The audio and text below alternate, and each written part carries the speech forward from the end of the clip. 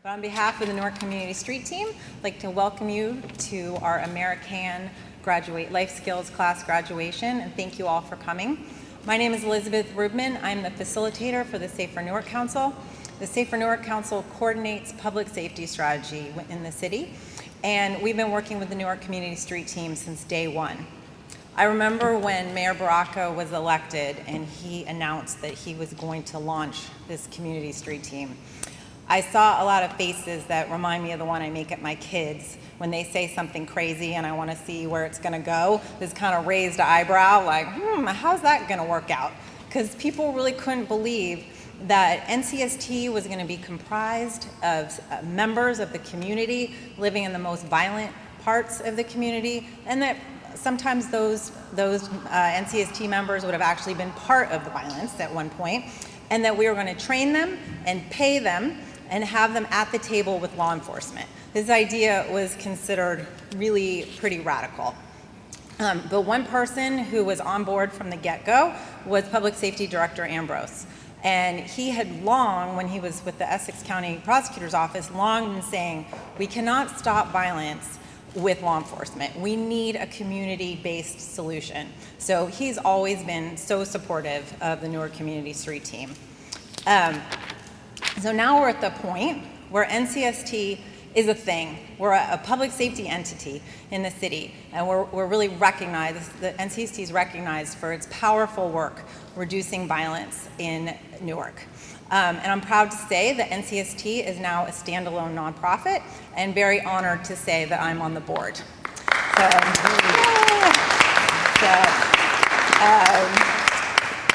So on behalf of the board of the Newark Community Street Team, welcome. We have come so far, NCST has come so far, I think because of a belief that Achilles Sherrills, Mayor Baraka, and Jim Brown all held so deeply, which is that if you want to ask people to do a job and you want them to do it well, you have to, well, first you have to pay them, but you also have to invest in their personal and professional development.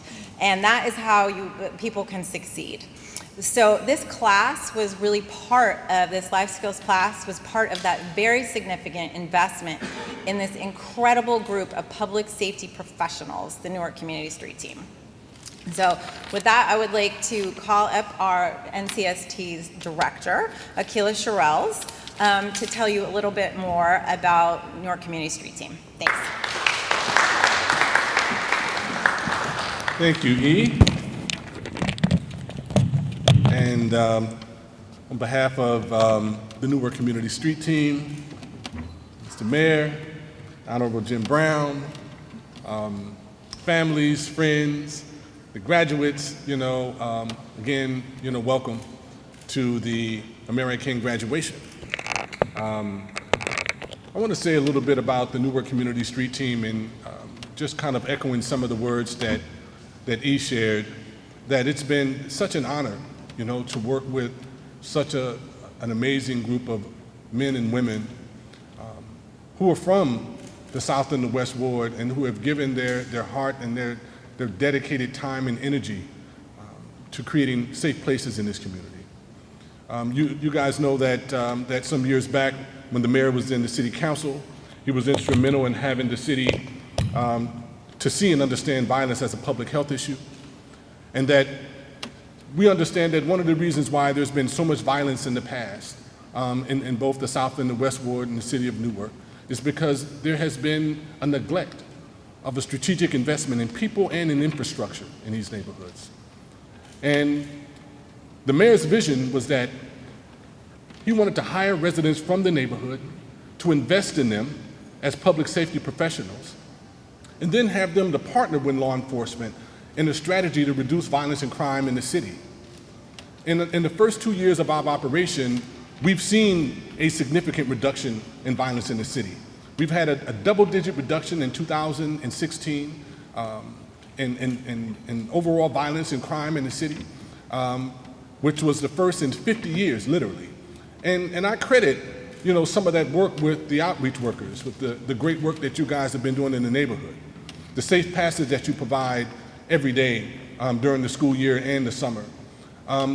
The case management that you provide to your mentees, connecting them with resources and services, the legal services that Amer and Andy supports our team with to help them to get through deep legal situations.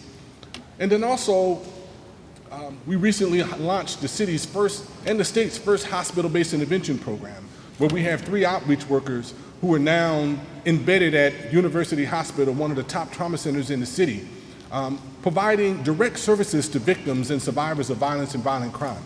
One of the things that we've come to understand over the years in doing this work is that we have to center the survivors of violence in our public safety strategy as a way of bringing about real transformative change in this community.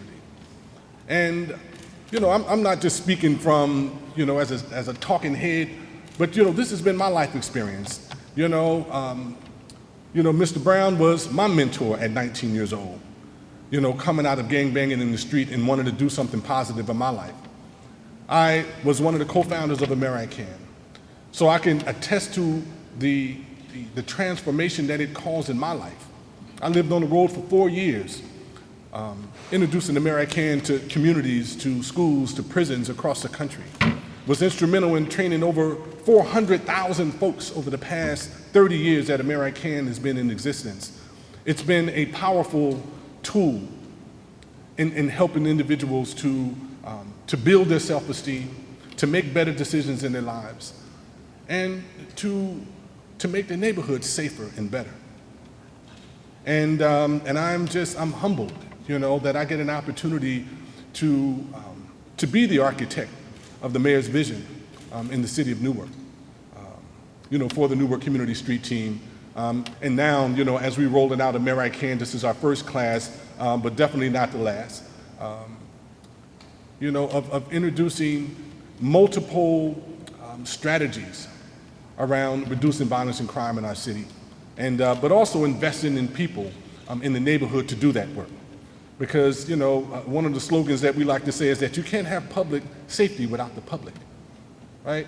If you don't have an engaged citizenry in this process, who understands law enforcement protocols and systems, and who are standing in the gap, whether it's at the school or at the hospital or at the police station, helping to help people to navigate, the system. It's we can fail them, and so again, I'm just honored to be here with y'all, right? So tonight we didn't want to have a super long program. This is essentially about the outreach workers and those individuals who participated in the curriculum, their families who actually supported them going through this, because this is a celebration for you as well. So I wanted to, introduce the great mayor of the city of Newark to share a few words of inspiration with you as he consistently inspires me, to maintain my focus and be dedicated to this work. Mayor Baraka.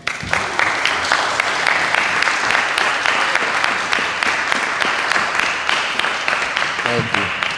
First, I just want to get an opportunity to first also thank New Community Corporation for allowing us to use the priory of this building. It's very beautiful, and Richard has been a friend of ours for a very long time in the city, of our family, but also of the city of Newark, helping us facilitate the ability to use this. We're deeply appreciative of it. I absolutely want to thank Jim Brown for the work that he's been doing over decades of trying to mitigate some of the issues that exist in our community, stand in a gap at times where people have found no other way. And obviously, like to thank and congratulate Akila Sherrills, who I think should be a doctor in this, given the amount of seat time and hours dedicated and committed over a 30-year period to this kind of intervention work, whose name is known nationally and internationally here. I want to thank you for being a friend to the city of Newark, being committed to this, and making sure we have NCST that is working. Like in my mind, I know that violence is a public health issue. because I know it's a disease, and that everything that emanates from that disease has affected generations of people.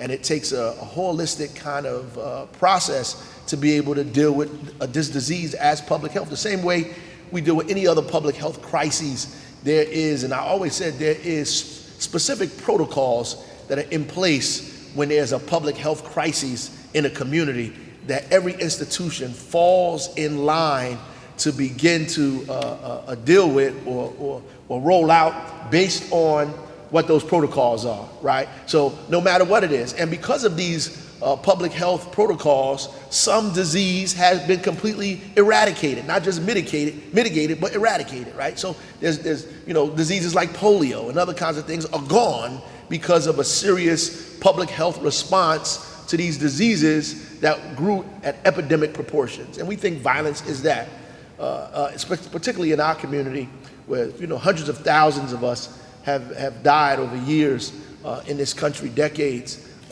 in these communities. And I obviously want to thank all of you, the folks who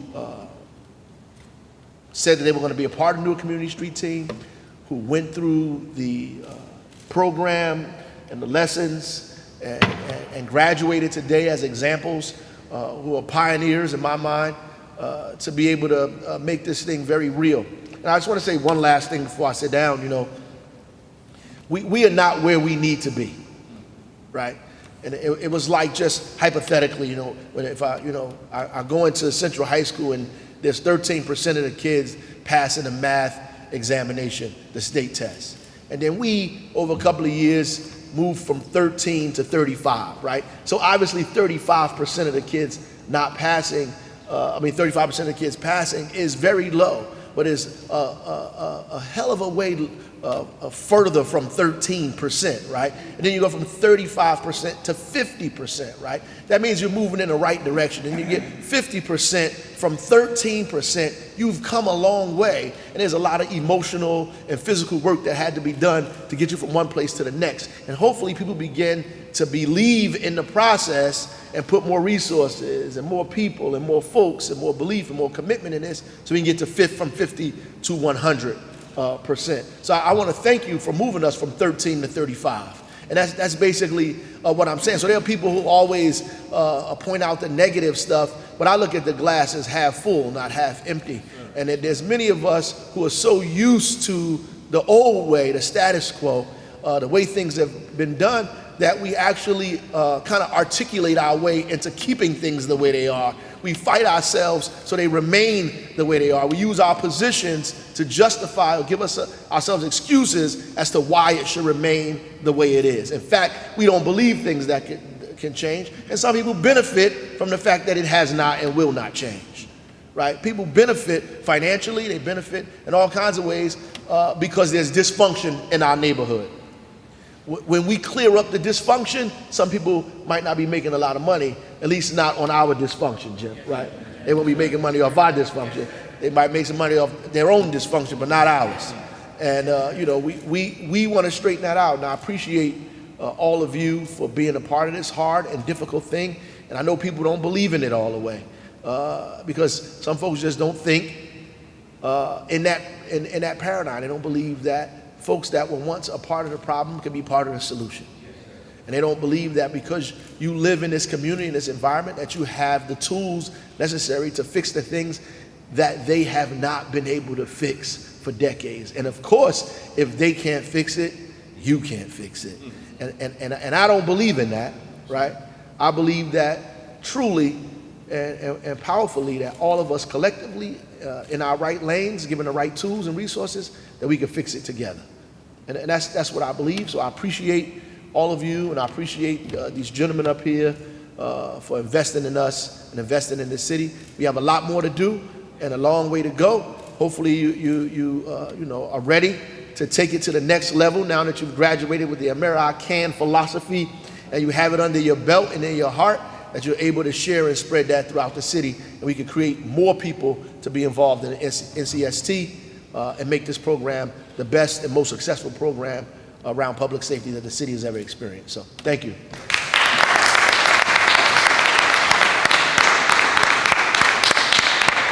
I forgot to acknowledge the councilman over there, John James, who's here with us as well.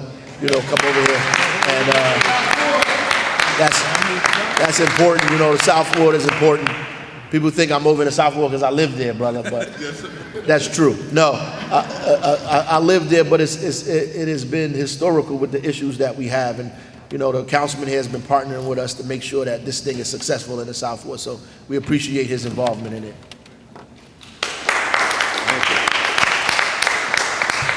Yes, I just want to acknowledge our councilman again, who's been a champion for public safety in the neighborhood.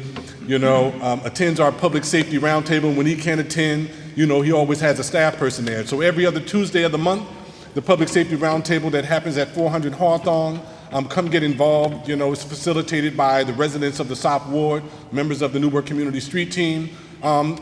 Again, engaging ourselves in the public safety process because, again, you can't have public safety without the public, right? Also, just want to acknowledge just a couple of other people. Dr. Walter Beach is here. Dr. Mark Wade, the head of the Department of Health, is here. So a couple of other folks I'll come back and say a little bit more at the end. Craig Drinkard, Victoria Foundation, one of our key partners. We want to thank all of our partners as well because they have been so instrumental in supporting the Newark Community Street Team and the Safer Newark Council in our efforts to really redefine public safety in the city of Newark, and it's been working. So, you know, Irene, Craig, thank you so much for all of the hard work that you do, for the investment that you've made in us and believing in us from the beginning. We want to thank Prudential, you know, Michaelia Davis. I didn't see her here. But we want to thank, you know, MCJ Foundation with their support. We want to thank PSC&G. We want to thank our partners over at L&M Developers. And most importantly, we want to thank the residents, you know, for holding us up, you know, and holding us accountable when you see us out in the community to make sure that the work that we do is grounded. But next, I'd like to bring up, you know, my mentor and friend, a man who needs no introduction. You know, I've been in this conversation for almost 30 years with Jim, and we've been in multiple cities all across the country, and it's been, you know, profound. Like we were talking the last time we were here, conceiving Ameri-I-Can launching in Newark. We were sitting up in the Indigo Hotel, and Jim asked me, he was like, "Man, how many times we've been here before?" And I was like, you know, too many times to count, you know. But Jim has always held this profound vision that the black community should be the safest community in the country. With all of the violence, you know, with all of the trauma that we suffer in our respective neighborhoods, he held this torch for us. He was the first individual that believed in us when we started talking about a peace treaty in LA and hosted us at his house. Invested $400,000 of his own personal money in the work. Supported our little storefront, you know, campaign across the street from the projects in Watts, where we started this conversation around stopping the killing in our community. And then was there 150% 4 years later when we made the announcement that Watts was coming together to launch a movement to stop the killing in our neighborhood. I gotta excuse me a minute. Because we lost so many lives.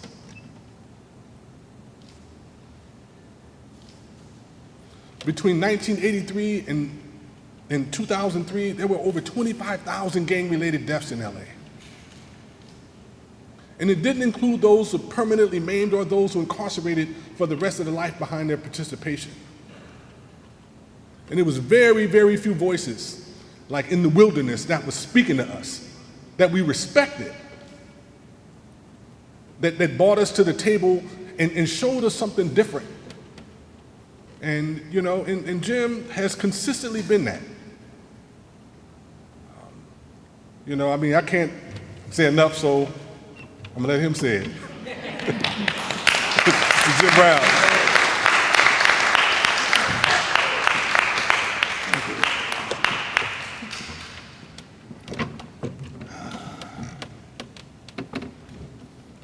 A little slow, huh? I'm only 81 years old, but I'm here with you today. And I'm truly happy to be here. Mr. Mayor, thank you very much for the time that you spent with Walter Beach, Ameri-I-can, and myself. You've always been a beautiful person that loved the people. To the graduates, congratulations to all of you taking the Ameri-I-can program. And I'm going to hope to hear from you a little later to see what you learn. I would be remiss if I didn't call out Akila Sherrills. In many years we've spent together, great years. He was always an intellectual in the hood. I hear he's an activist here and an entrepreneur, which is fantastic. I could always count on him. He was always special. He always had a mind of his own. Most times he was correct. He was a community person that lived in a sense above the community because he had no boundaries, and he was for all people, all good human beings. And he carried himself in that particular way. And it amazed me because he came out of the heart of Watts. His mother was just at my home 3 days ago. Beautiful activist. His brother's putting together a major program, diversified enough to be able to get to the brothers in the hood and the community and get them involved on a meaningful level as entrepreneurs, as peacemakers, as legitimate citizens in this very fine country of ours. I'm not going to take much of your time, but I think I'd like to tell you just a little bit about who I am. Because I think that most people don't really know me, and there are some conclusions that they have drawn that might not be me. I was not born rich, powerful, brilliant, or any of those things. I was born on a little island in St. Simon's Island, Georgia. Anybody ever hear that? 2 people. You realize how small it must be. Little country island with nothing but white beaches and segregated to the T. Blacks on one side, whites on the other.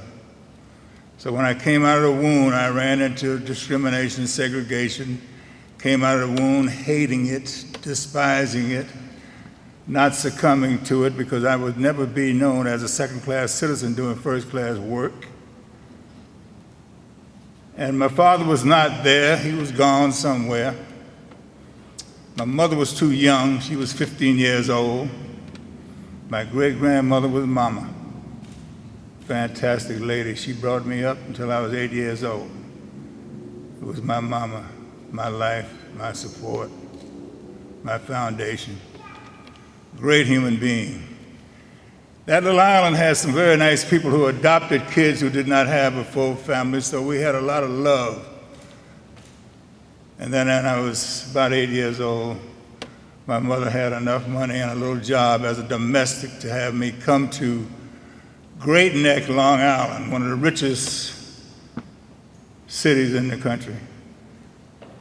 And here we are in a room over the garage. She was the maid and I was her son. And she sent me to a school that was in another town called Manhasset. Manhasset was the greatest thing that ever happened to me in my life because I met some very beautiful human beings who were rich but who were educated and who were tremendously involved with young people and the development of young people. three greatest people I ever met in my life from the standpoint of impacting me. They happen to be Caucasian. Well, they were the greatest people in my life. I don't know anything about Caucasian or black or whatever. I know something about goodness, kindness, love, all those things that they gave me. And I respect them to this particular day, so I acknowledge them in this particular setting. They told me how important education was. It was the power of the mind. If you were an educated individual, you had power. You can help make decisions. You could think for yourself. You could make good decisions. They emphasized that, so I became a good student, and I avoided going into the gang that was there called the Gaylords, the group of fellows that were trying to do the wrong thing. I was lucky to escape that. Because of their help, I was able to get a scholarship to Syracuse University, but they didn't give it to me right away. They said, let him come up here and let's see how he plays football, how he can knock people down, and we'll see about that scholarship. Well, I went up and I played football and I knocked people down. But I also opened my books. Because to all of you youngsters out there, when I emphasize education, I'm talking about probably the most important factor other than love and respect that you can have in your pockets. It is something that is vitally important. I was fortunate to understand education because I was prompted by those three individuals. And I went on to become a decent student. But what I learned later that I did not have a scholarship to Syracuse. They were giving me a trial and so forth and so on. But it did not bother me because after a while I played enough football, knocked enough people down, so they loved the way I played the game, loved the physicality. I was emphasizing the mentality, but they thought the physicality was what should be my ticket to fame, to allow them to become a greater school. So I think you get the picture. Bottom line, I was a youngster that was fortunate enough to have great people help me. I had a mother who was 15 who did the best she could. Had a great-grandmother who took me in and acted as my mother. And the one time I saw my father, I told him, I said, "Sir, don't worry about me. You don't have to do anything for me. I won't do anything for you." And that might not have been nice or something I should have done, but I did that. And when I did that, I took responsibility for myself and my attitude and my reach for success. Because I was going to be determined to succeed. I saw what those mentors of mine were doing. They were entrepreneurs. They were educated. They were kind. They understood this system. They operated within this system. They had money, but money did not rule them. But they had that combination of things that allowed you to understand how to succeed within this system that we live in called capitalism. Say it another way, democracy. And that was instilled in my soul. So I went from a little insecure youngster to a pretty secure young adult who took up the challenges of athletics and books. And the rest is history because I became a football player. I became a scholar in my own way. I became an activist. I became a person who could appreciate those who helped me. And the one thing I wanted to do was to put back into a society wherein people had put so much into me. And I formed an organization called the Negro Industrial and Economic Union while I played football. later changed the name to the Black Economic Union. It did its work, and now I represent an organization called Ameri-I-can. Why Ameri-I-can? Ameri-I-can is because America is the greatest country in the world. In America, if you work hard and you study hard and you do what you have to do, you can succeed. There are many problems that we have in this country, but every country has problems. But we have faced up to those problems. We are fighting each and every day. Right now, we're fighting to solve some of the problems we have in this country. I won't get into that detail because I don't want this to be politics. But if I was dealing with what I would say today, to assure you that I am very clear on where I'm coming from, I would say that the presidency is a chair of power. There have been many presidents that have sit in that chair. If I sit back and all I do is criticize who's sitting in that chair, I don't think that I would be making any contribution at all, because we can all call names, can't we?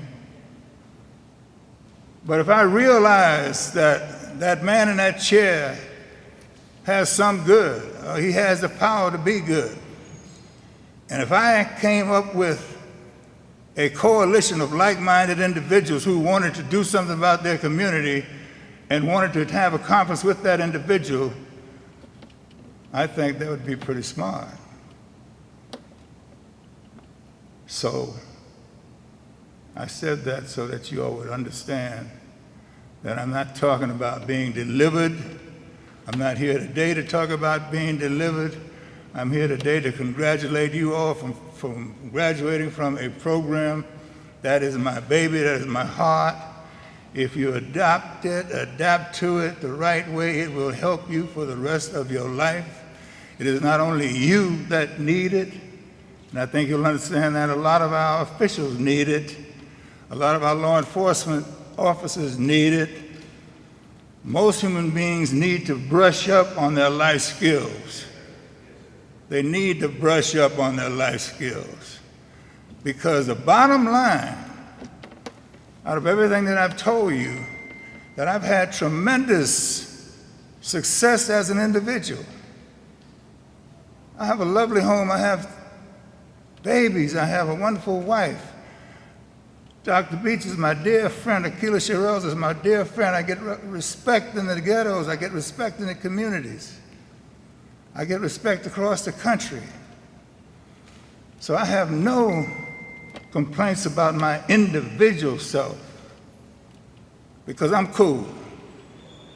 But the injustices that we have in this country that we shouldn't have,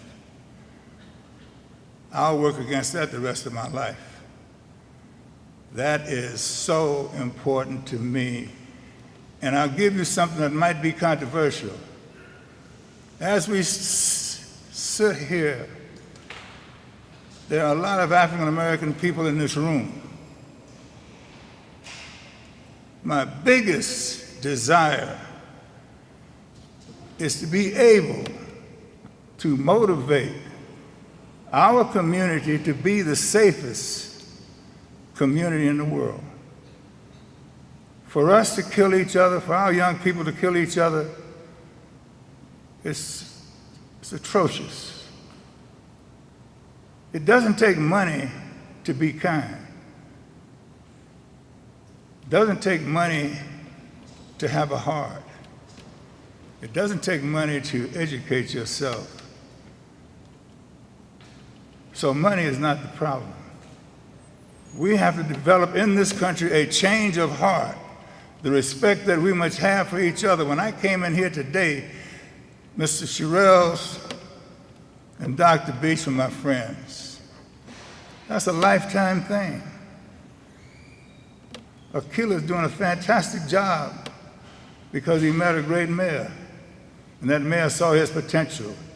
And because of his potential, I'm standing here today to be with you. It took a plane at 6:30 this morning from LA And when I leave here, I'll be taking the plane back. So we thought it was important enough for me to be here and only spend a few hours with you. But believe me, it is not wasting our time. It is great to have you sit there and pay attention to what I'm saying to you, and I hope to have you understand that I'm here to dedicate myself to helping, not to lead, but to help. The organization that I deal with, it speaks for itself. These guys that I'm dealing with are leaders. And most of you in this room are probably leaders. So I'm not here to say that to you. I'm just here to have you understand.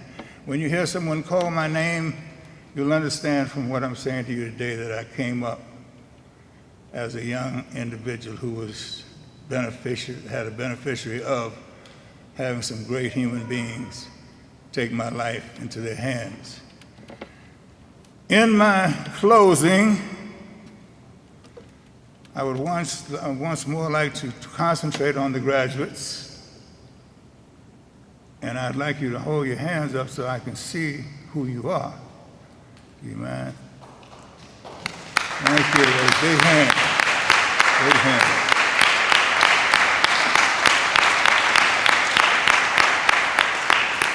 Now, I would like to ask you a question. The responsibility of self-determination. Do you all know what that means? Let me see if you know what it means. Put your hands up. The responsibility of self-determination. No hands? You come on. No hands. No hands. No hands. I got them whispering down here. What'd you say? Motivation. Well, yeah, motivation is almost in everything you think about when you're feeling positive. I'll give you one more second to have a shot at it. Anybody? Okay, anybody in the audience understand what the responsibility of self-determination means? Anyone can roll your hand if you don't mind. Nobody? I'm sorry? I didn't hear the question. What's the meaning of the responsibility of self-determination?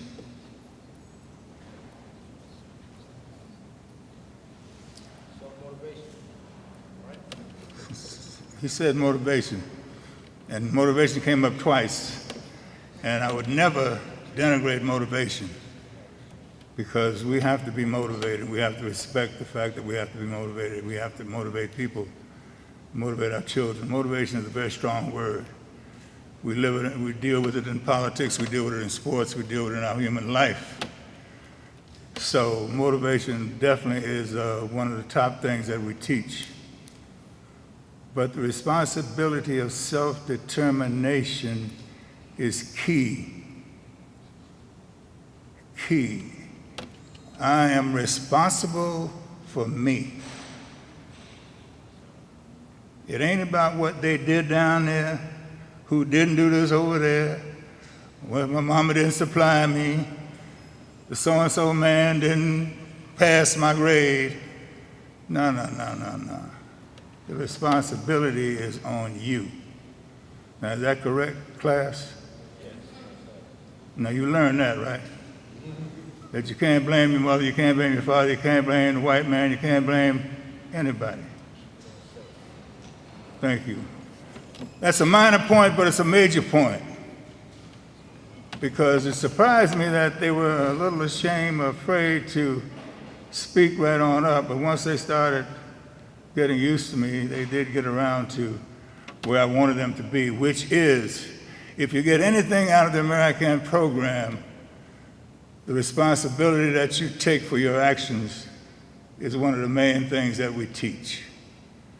In other words, we have excuses, we have reasons for doing the wrong thing, and all of that. But there's something that only you can control. You make your decisions, you make good decisions, and you will succeed. You have that responsibility. It is nobody else's responsibility that makes it any greater than yours. Yes, sir. So, Steve said, Ameri-I-Can we learn to keep it on the hop. That's what we basically saying every day is whenever we give our responses, Yes. say exactly what you said. We say, people do this, people. Yeah, this is very good. I like it. My name is Dr. I'm part of the Amer-I-Can and also South Dakota. And one of the main things that we learned is the same that you're saying now. Every day when we give our answers, when we go around the class, the object is always to keep on the hop. Well, I'm glad you stood up.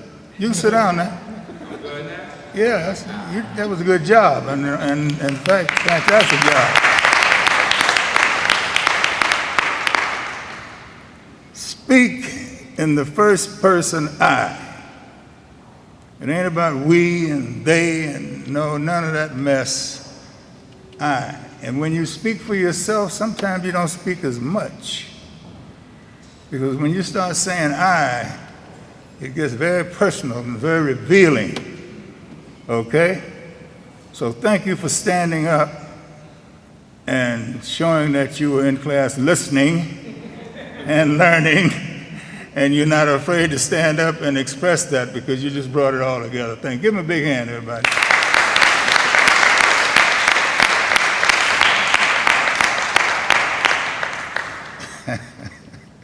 He's smiling, I'm smiling. That's the way I feel, my brother. Thank you.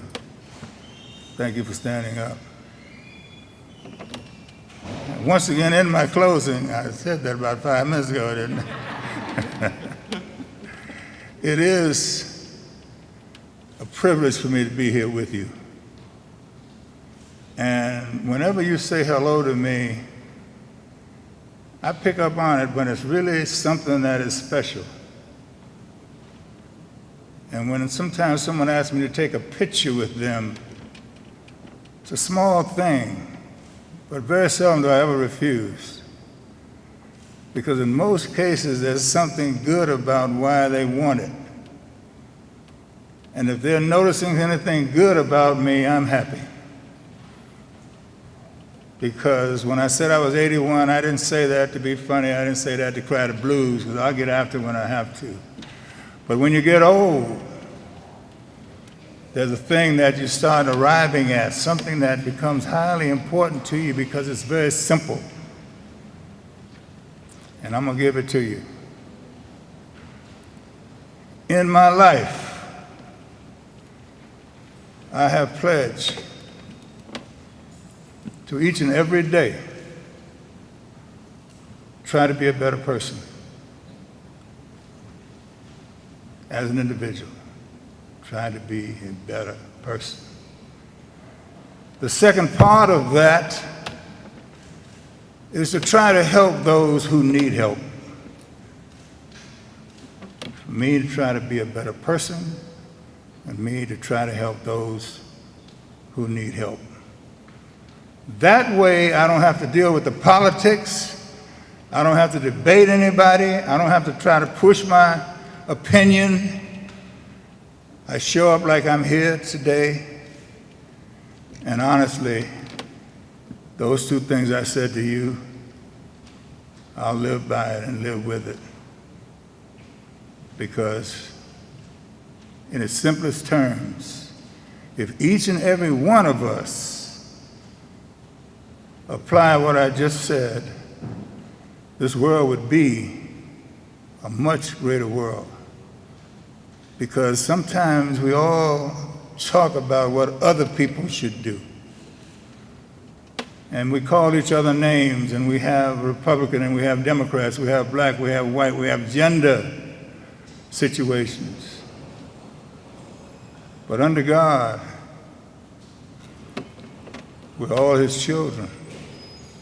And ultimately, when you get down late at night and you start crying because your cry is that of, God, nobody loves me. I always think about that. Because when I was an 8-year-old kid and had no father, just my grandmother, great-grandmother, I used to weep and was like, nobody cares about me. Well, all I can say to you once again in closing, congratulations to all of you who paid attention to me. Thank you very much. God bless all of you.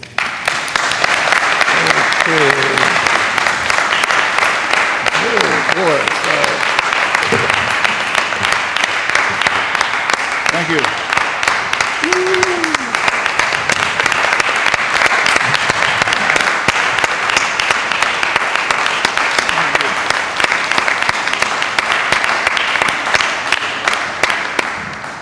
Thank you, Jim, again. So we're ready to meet the graduates. But before that, I just wanted to thank the Priory again for allowing us to host the graduation in this beautiful space. I'm going to thank the new community for, likewise allowing us to have this beautiful space to host the graduation. And, I saw my brother Damon Durden, just step in the back. You don't know Brother Damon. He supervises the outreach workers in the field in the South and the West Ward. Brother always on point. Thank you for all your hard work, brother.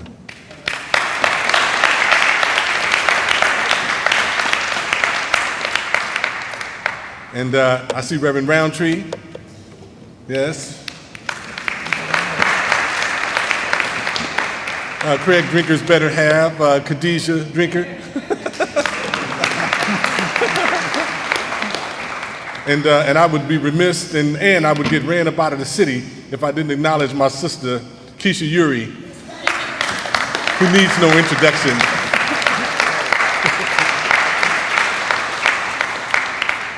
And also, our law enforcement partners, E, who has been our partner in peace, helping and championing this work from day one.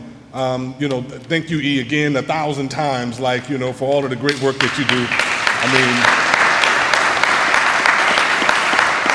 Half of what we do probably wouldn't be possible. But also, our strategic partner with law enforcement, with Ambrose. But, Ambrose has a person that always stands in the gap for him, that's always there when we need her. She's at the meetings every Monday morning at the working group for the Safer Newark Council. Michelle McPhee, thank you so much. And so now I'd like to bring up, the Ameri-I-can facilitator, who was actually trained by Dr. Walter Beach, who is the Western Regional Representative of Ameri-I-can, the East Coast Representative of Ameri-I-can.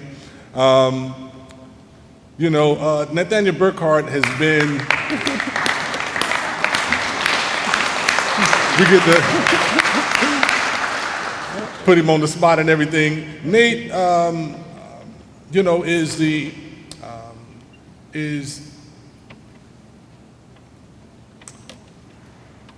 he's the glue that holds this team together, the Newark Community Street Team. He runs the day-to-day of the operation when I'm not in the city, and when I'm here too. He is bright, he's driven, just always pushing himself to excellence.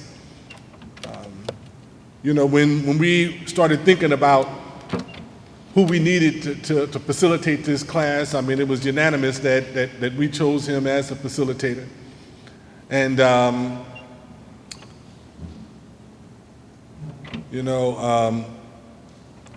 probably a lot more that I could say, but I want to invite Nate up to say a few words, and then also introduce all of the graduates. Nate Burkhart.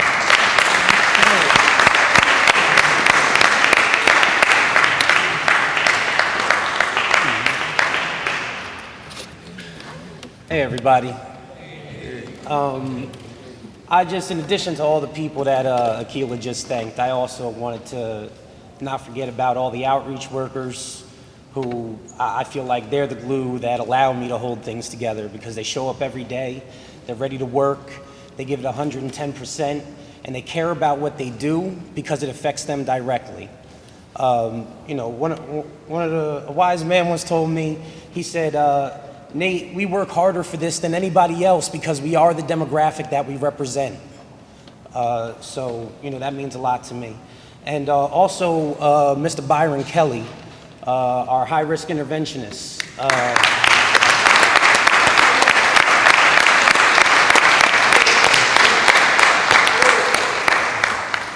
Byron is an inspiration to me. He says all the things I may hesitate to say. And he says it because he believes with conviction, and he truly believes in what he's fighting for and what he's saying and what he's advocating for. And he works 24 hours a day sometimes. And, you know, I just want to thank you, Byron, for everything you do.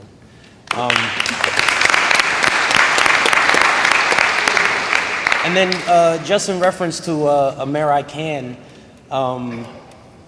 you know, this program for me has changed my life on a personal level.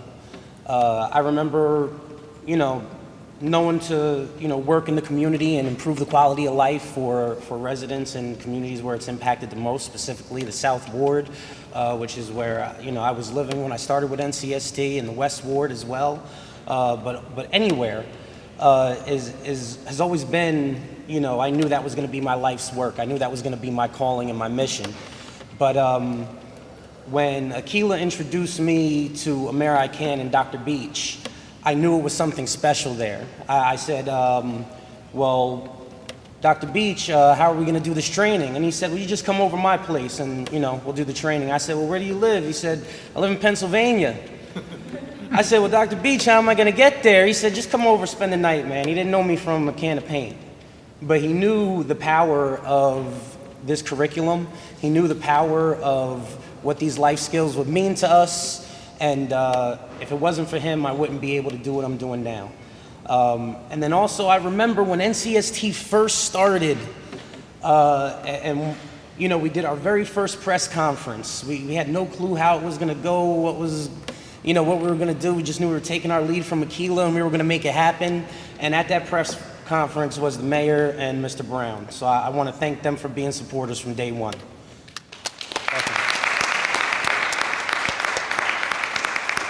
With that being said, I'm ready to hand out the certificates. You guys are ready to get them? Yep. William Lattimore.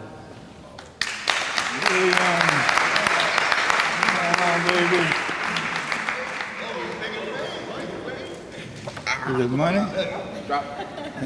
Thanks, man. Congratulations, William. Thank you. You look like you're Hamlet, baby. There she is.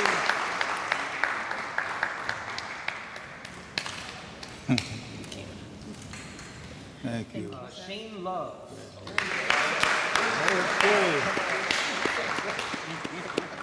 Okay.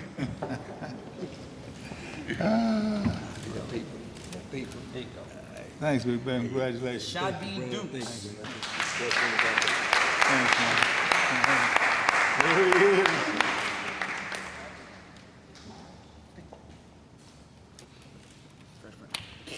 Hey, man, when you're right, you're right. Terrell Kelly. Good deal.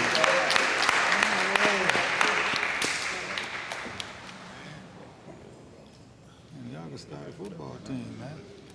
How you doing, man? Congratulations. Ibn Brooks.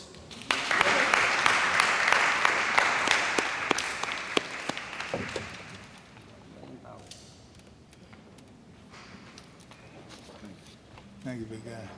God bless you, man. Amir Holmes. Thank you. Byron Kelly.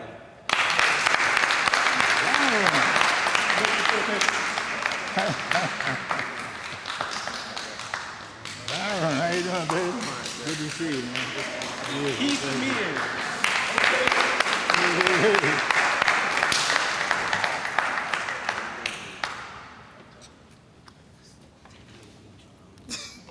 Congratulations, man. Deshaun Davis. Bless you, man.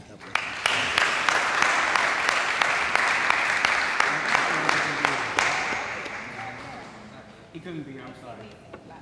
Antoine Lacey.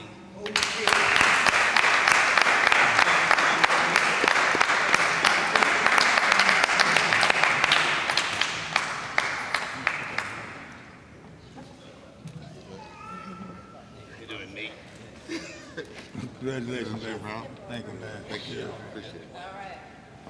Nathaniel Burkhart.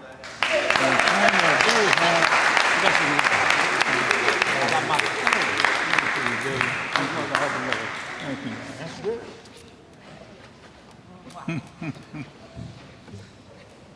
DeJuan Thompson.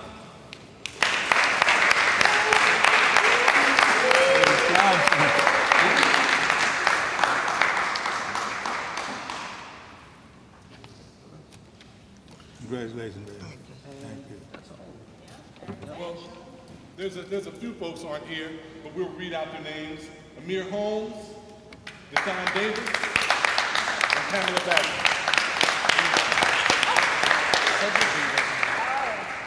Cedric, we'll give you your certificate later. Come on up. Cedric Patterson.